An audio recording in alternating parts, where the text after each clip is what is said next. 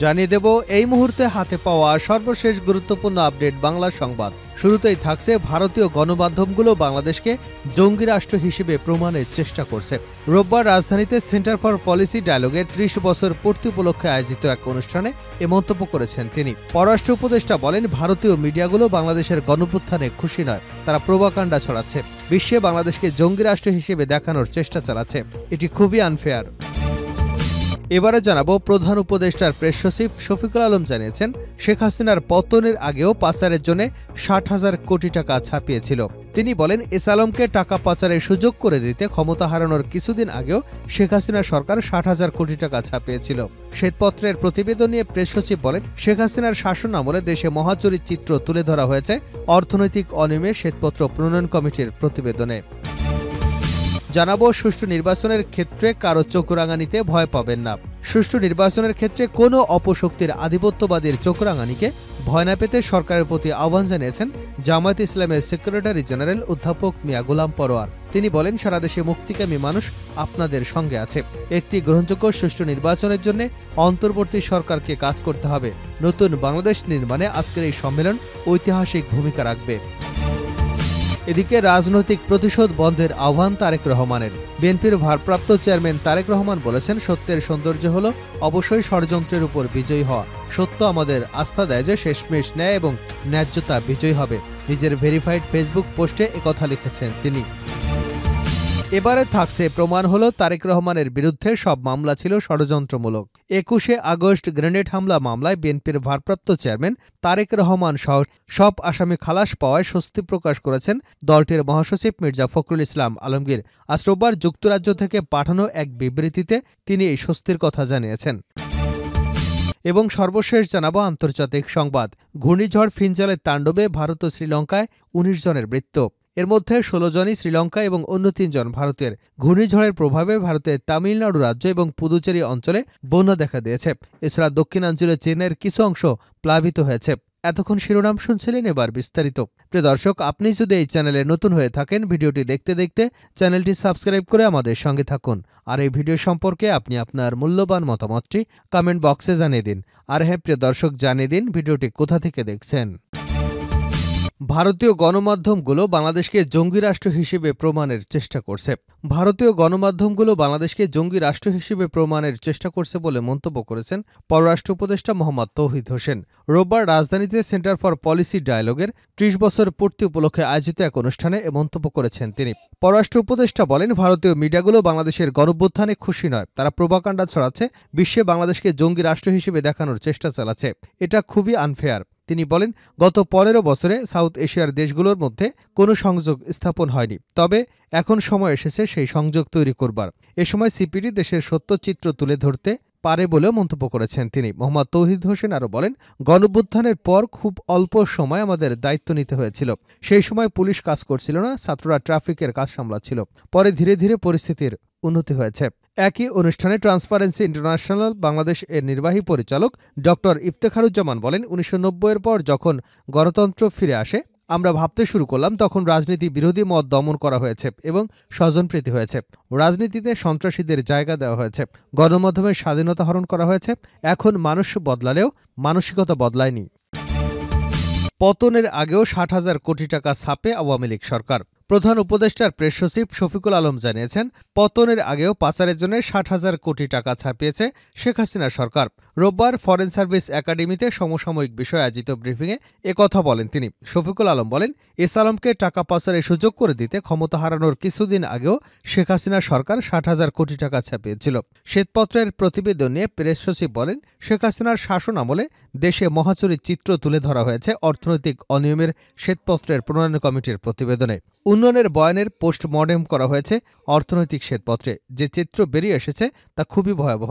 চোখের সামনে একটি বিশাল লুটপাট হয়েছে। অধ্যাপক ইউনূস সব শুনে বলেছেন, আমরা আতঙ্কিত, এই লুটপাটের চিত্র পাঠ্য বইয়ে আসা উচিত। তিনি বলেন, শ্বেতপত্র প্রণয়ন কমিটির সদস্যদের বক্তব্য যদিও শ্বেতপত্রে উল্লেখ নেই, তবে খেলাপি ঋণের পরিমাণ ৩০% হতে পারে বলে ধারণা করা হচ্ছে। বাংলাদেশ ব্যাংকের গভর্নরের এমন তথ্য জানিয়েছেন। তবে নতুন করে টাকা ছাপানো মুদ্রাস্ফীতির উপর কোনো প্রভাব পড়বে না। অর্থ পাচারের বিচার অবশ্যই হবে জানিয়ে তিনি বলেন, পাশাপাশি টাকা চুরি করে কোথায় নিয়ে গেছে সেটা বের করা এবং টাকা দেশে ফেরানোই সরকারের লক্ষ্য। পাচার হওয়া অর্থ বিদেশ থেকে ফেরত আনার জন্য এফবিআই সহ বিভিন্ন বিদেশি প্রতিষ্ঠানের সঙ্গে আলোচনা করছে সরকার।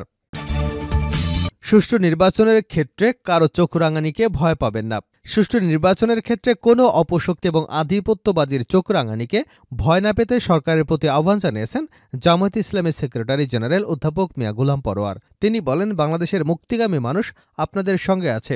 একটি গ্রহণযোগ্য সুষ্ঠু নির্বাচনের জন্য অন্তর্বর্তী সরকারকে কাজ করতে হবে। নতুন বাংলাদেশ নির্মাণে আজকের এই সম্মেলন ঐতিহাসিক ভূমিকা রাখবে।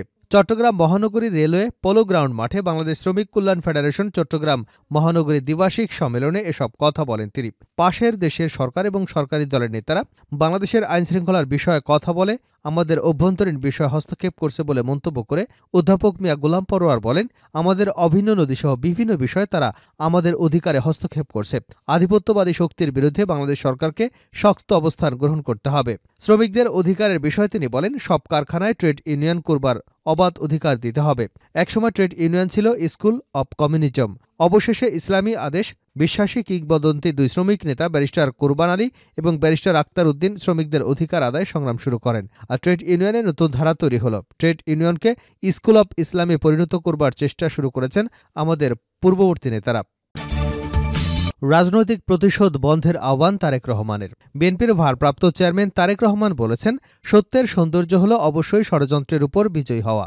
সত্য আমাদের আস্থা দেয়, শেষমেশ ন্যায় এবং ন্যায্যতা বিজয়ী হবে। রোববার নিজের ভেরিফাইড ফেসবুক পোস্টে একথা লিখেন তিনি। রাজনৈতিক প্রতিশোধ গ্রহণের অবসান ঘটাতে একত্রিত হবার আহ্বান জানিয়ে তারেক রহমান আরও লিখেন, চলুন ইতিহাসে নতুন একটি অধ্যায়ের সূচনা করি, যেখানে রাজনৈতিক পার্থক্যের কারণে কোনো ব্যক্তির জীবন বা পরিবার ধ্বংস হবে না। তিনি আরও লিখেন, আমরা প্রতিজ্ঞা করি যে আমাদের গণতন্ত্রকে সমর্থন করবে, যা বিশ্বাস, আস্থা এবং মতাদর্শের বৈচিত্র্যে সমৃদ্ধ। গণতন্ত্রই বাংলাদেশের জনগণকে নির্বাচনে অংশগ্রহণের মাধ্যমে তাদের নিজস্ব ভাগ্য নির্ধারণে সক্ষমতা প্রদান করবে। আইনের শাসন, মানবাধিকার এবং মত প্রকাশের স্বাধীনতা প্রতিষ্ঠা করবার আশাবাদ ব্যক্ত করে বিএনপির ভারপ্রাপ্ত চেয়ারম্যান লিখেন, প্রতিটি নাগরিকদের অধিকার এবং স্বাধীনতা রক্ষা করে একটি অন্তর্ভুক্তিমূলক, সহিষ্ণু এবং বিধি নির্ধারিত সমাজ গঠন করতে হবে। শেষ করছি আন্তর্জাতিক সংবাদ দিয়ে। ঘূর্ণিঝড় ফিনজালের তাণ্ডবে ভারত ও শ্রীলঙ্কায় ১৯ জনের মৃত্যু। বঙ্গোপসাগরে সৃষ্ট ঘূর্ণিঝড় ফিনজালের তাণ্ডবে ভারত এবং শ্রীলঙ্কায় কমপক্ষে ১৯ জনের মৃত্যু হয়েছে। এর মধ্যে ১৬ জনই শ্রীলঙ্কা আর অন্য ৩ জন ভারতের। ঘূর্ণিঝড়ের প্রভাবে ভারতের তামিলনাড়ু রাজ্য এবং পুদুচেরি অঞ্চলে বন্যা দেখা দিয়েছে। এছাড়া দক্ষিণাঞ্চলীয় চেন্নাইয়ের কিছু অংশ প্লাবিত হয়েছে। শনিবার বঙ্গোপসাগর থেকে ধেয়ে আসা শ্রীলঙ্কা উপকূল বেয়ে ভারতের দক্ষিণ পূর্ব অঞ্চলে আঘাত হানে ঘূর্ণিঝড় ফিনজাল। তীব্র ঝড়ের কারণে দুদেশের সমুদ্র তীরবর্তী কিছু এলাকায় জলোচ্ছ্বাসের সৃষ্টি হয় এবং ভারী বৃষ্টি, কোথাও কোথাও বন্যা পরিস্থিতি দেখা দেয়। রোববার সামাজিক যোগাযোগ মাধ্যমে দেওয়া পোস্টে ভারতের আবহাওয়া অফিস বলছে, পুদুচেরিতে ৩০ বছরের মধ্যে গত ২৪ ঘণ্টায় সর্বোচ্চ বৃষ্টিপাতের রেকর্ড করা হয়েছে।